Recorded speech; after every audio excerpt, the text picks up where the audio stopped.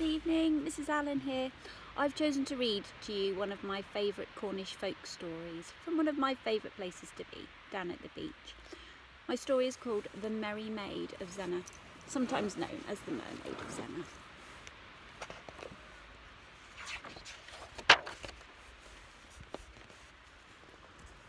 Zennor lies beside the Cornish Sea in West Penwith, the most mysterious part of all Cornwall. There are no trees. The land lies only a thin covering of earth. Scattered about are the remainders of folk who lived here thousands of years ago. There are standing stones, cromlechs and huge boulders which are thought to have been used by the giants in their game, and everywhere still are the stone stacks of chimneys and engine houses marking the presence of the mines. There lives Zaki Pender, the farmer's son, whose home was a mile or so from any neighbour, but this bothered him not at all. He was not a lonely boy. He simply enjoyed his own company and was never happier when then wandering the cliffs or on the high moor or making up stories in his head about the people of long ago. And Zaki was just as happy singing in the church choir of a Sunday. It was said in those days the people of Zennor were the finest singers in Cornwall, and Zaki was no exception, nor was Zaki's friend Tom Taskis. Tom Taskis was a tin man. 6 days out of 7 he worked in the dark and wet and heat of the mine. He lived in a little granite cottage just halfway between Zaki's home and the church.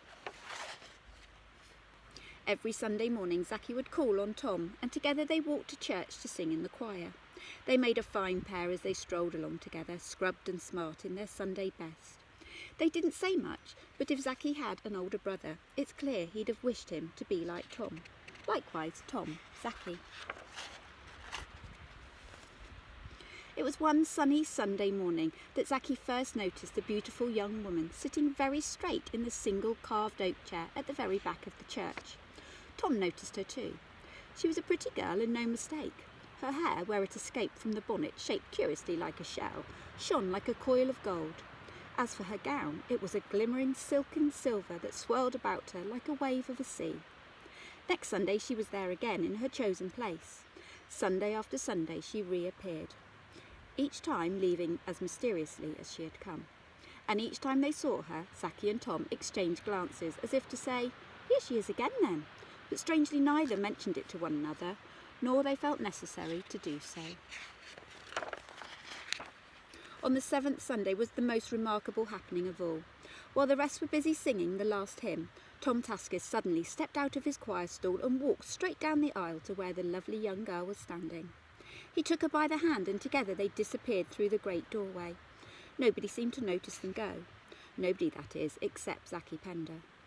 As soon as he ever could, Zaki was racing down the churchyard steps after them. He squizzed and squinted this way and that. Nothing. Nobody. Then he spied the couple. At once he made after them, keeping well out of sight.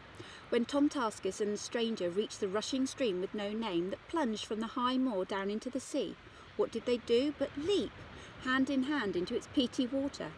As they did so, Tom Taskis caught Zaki's eye and placed a finger across his lips, as if to say, "Don't say a word, my friend, not a word." Then the stranger's glimmering robe fell away, and Zaki saw that she sported not 2 human feet, but a pair of gleaming fish fins. She was a merry maid. Zaki was so surprised and delighted that he could barely think.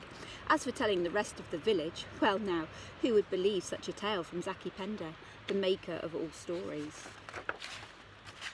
Almost a year drifted by. Curiously, nothing much was said of the disappearance of Tom Taskis. Such things had happened before in Zennor, without words to others. Young women, and especially young men, had left their homes to try and find fortunes beyond Cornwall, and often beyond the sea. At first Zaki missed his friend, but as the weeks and months passed, it seemed almost as if he had forgotten of the affair of Tom Taskis and the Merry Maid. It took an October gale, the fiercest of the coast for many years, to blow it back into his mind again. Zaki lay in his bed, marvelling at the sound of the wind and the waves. He thought of stories he had heard of fine sailing ships that had taken refuge in the cove below Zennor to escape the anger of the sea. But Zaki had seen not a single one. All at once he made up his mind. "It's now or never," he said. Tugging on his trousers, he crept downstairs, hitched on an oilskin over his shoulders and gently let himself out of the back door. Night was turning into day. Zaki hurried through the village and made his way towards the cliff top. Would he see a sailing ship? It was as if the sea itself had answered his question.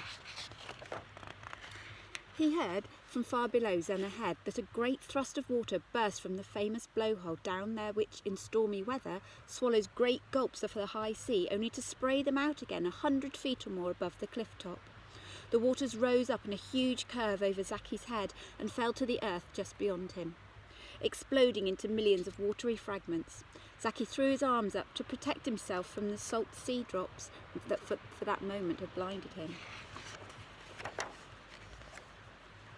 Then there was such a sound he had never heard in his life before. It was the smallest, strangest cry, a kind of keening or wailing. Woo, woo, woo. It had something of a low moan of a razorbill, a tiny grizzle of a puffin, a sorrowful hoo-hee of a seal. Very cautiously, Zaki opened one eye, then the other. What do you think he saw? Directly in front of him, safe on a soft bed of bracken and heather, lay a baby. It clenched and unclenched its fist and waved its arms wildly, but this was no earthly child. The lower half of its body was that of a fish, and instead of feet, a pair of shiny fins turned now this way and that.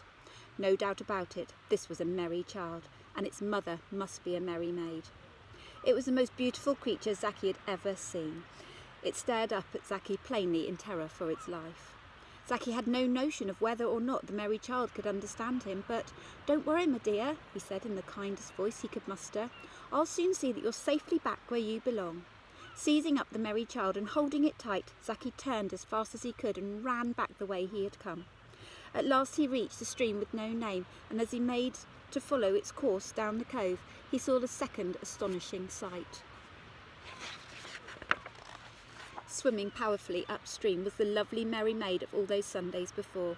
In its joy at the sight of the merry maid, the little merry child almost slipped from Zaki's hold.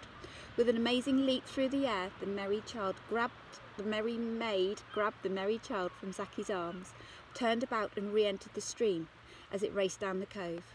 As she did so, she smiled at Zaki a wonderful smile, and from a cluster of what looked like jewels around her throat, she threw him a small gleaming object. As it flew through the air, it flashed in the morning light. Zaki caught it easily. It was a curious little shell, the like of which he had never seen before. Its outside was of silver, and the inside of pure gold. Again, Zaki told no one of what had happened and what he had seen. Soon it was summer again. Zaki, with his back to the sea, was spearing thistles in his father's field above the cove. He could never tell what it was that made him suddenly spin around and look at the ocean far below. Lying in the bay was a handsome sailing ship. 3 seamen and the 4th man, seemingly a captain, were in the act of lowering the anchor. This done, they leaned over the ship's side and gazed down into the water. Quite without warning, a figure rose from the depth of the sea, broke the calm surface of the bay. It was the merry maid. Her voice, pure as the note of a bell, floated up to where Zaki was standing. "Captain," she called, "please raise the anchor. It's lodged directly before the entrance to my secret sea cave beneath the waters. I cannot enter, and my dear children and husband are imprisoned within." Not wishing to harm or offend the creature, the captain and his men weighed the anchor with all speed. As it was hauled dripping from the sea, the merry maid plunged out of sight. At that very moment a strong breeze arose, filling the sails of the ship as it moved gracefully out of the cove. Almost at once the merry maid reappeared, smiling. At her side, also smiling, was a handsome, dark-haired young man. Zaki recognised him at once. Tom Taskis. A smaller figure came to the surface. Its golden hair glinted in the sun. It was the very same merry child, now grown a little older, that Zaki had rescued on the night of the great storm. Another merry child appeared, and another, 7 in all. By this time the merry maid and Tom Taskis spotted Zaki standing at the top of the cliff. Soon the merry children saw Zaki too. Smiling, the merry maid and Tom Taskis and all the merry children swam in a merry circle, waving joyfully to Zaki. Then, as if some signal, they all dived straight out of sight and were seen no more. Zaki shook his head in wonder. He took the tiny silver and gold shell from his pocket and gazed at it for a moment. "I know what I'll do," he said to himself as he walked slowly home. When I'm a grown man, I shall tell of this to my dear wife and children, so that the tale may be remembered for all time." So that's what he did. Neither Tom Taskis, nor the beautiful merry maid, nor a single merry child were ever seen again in Zennor. All that remain are the words of Zaki's story, and the oak chair with its carving of the strange sea creature that still stands in the church, as a reminder of when the merry maid came up from the Zennor strand to walk upon the Cornish land.